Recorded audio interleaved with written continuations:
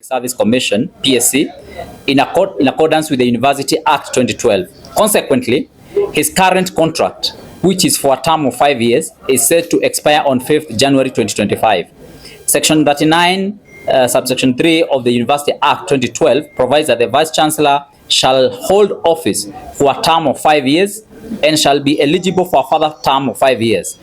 On 4th July 2024, Professor Kiema formally requested the Council through the chair to consider his application for a second term.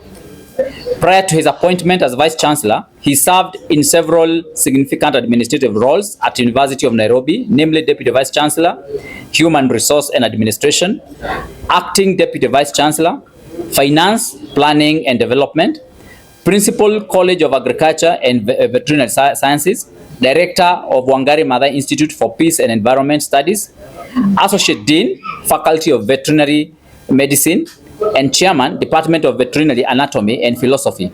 He served with distinction in all these positions. He rose from position of assistant lecturer to that of full professor.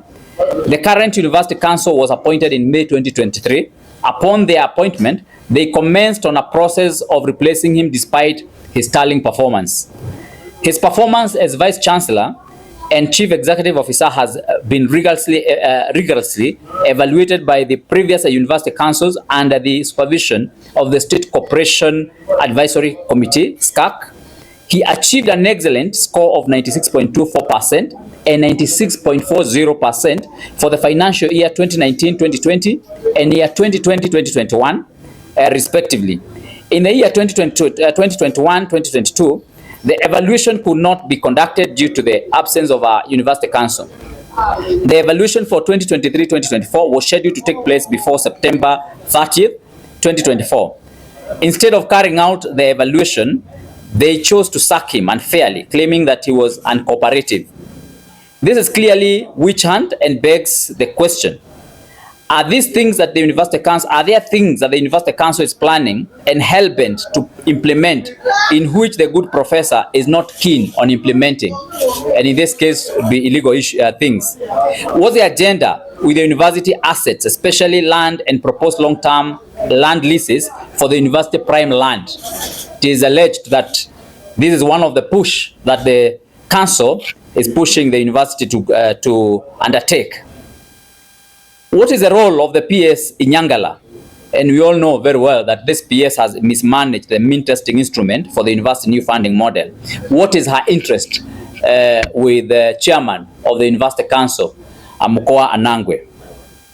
What's the role of the, why terminate the contract for the university vice chancellor just 4 months before the renewal of the term? Why conduct a sham process in which it cannot meet the threshold of a proper disciplinary processes? Why terminate the professor as a VC and then go ahead to terminate him as a university professor, which is governed under a totally different contract altogether, hence occasioning a double jeopardy to the good professor? This is unheard of. Once you cease being a university VC, you are entitled to being a faculty member in the same university. But in this case, it seems like it's a case of spiting one's nose cutting off one's nose to spite one's face. This is not only illegal, but a mockery of Employment Act, Kenyan Constitution, and Article 47 on the fair administration of justice. We therefore demand for his immediate and unconditional reinstatement as a Vice Chancellor to serve the remainder of his term and renewal of the last leg of his transformative agenda. Members of the press, one of the things we are realizing is that there seems to be some targeted institutions where especially in the higher learning institutions, where the heads of those institutions are targeted.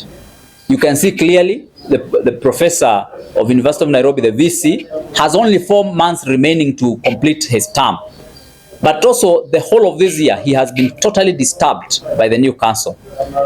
And there seems to be some things that this council would like to implement that the VC has not been cooperative on. And definitely we understand some of this could actually be illegal. Of course, the issue of leases of the prime land of the university to certain individuals, and in this case, long-term leases of the very prime land for the university across the city and in other counties. And we are aware that there has also been some kind of a personality clash between the vice chancellor and the chairman. But this cannot be illegal. I mean, the personality clash cannot be illegal. That cannot form a basis of termination of one's contract.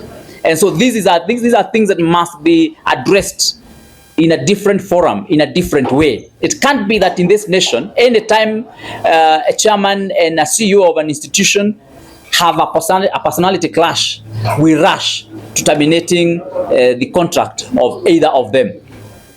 And also, at the same time, it can't be that you terminate the VC's contract as a VC and go ahead to make sure that he cannot teach in the same university again. Yet this gentleman has been a professor, an assistant lecturer in the same university. All the years he has built his career in this university.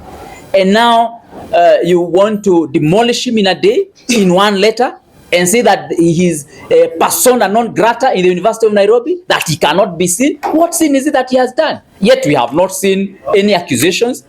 We have not seen any issues of embezzlement of funds. We have not heard of any gross misconduct of the professor.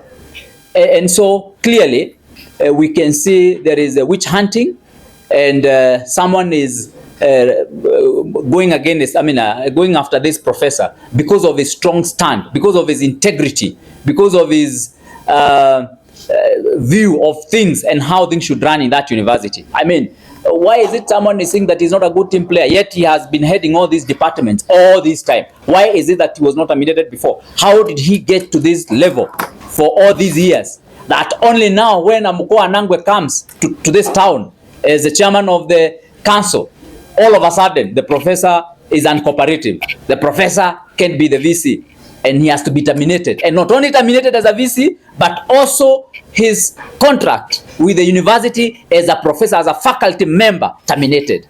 This is definitely witch hunt.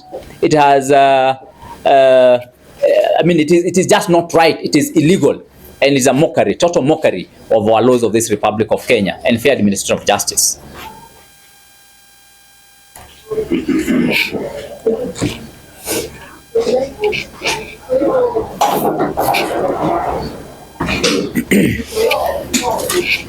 Yeah, Professor Kiema, according to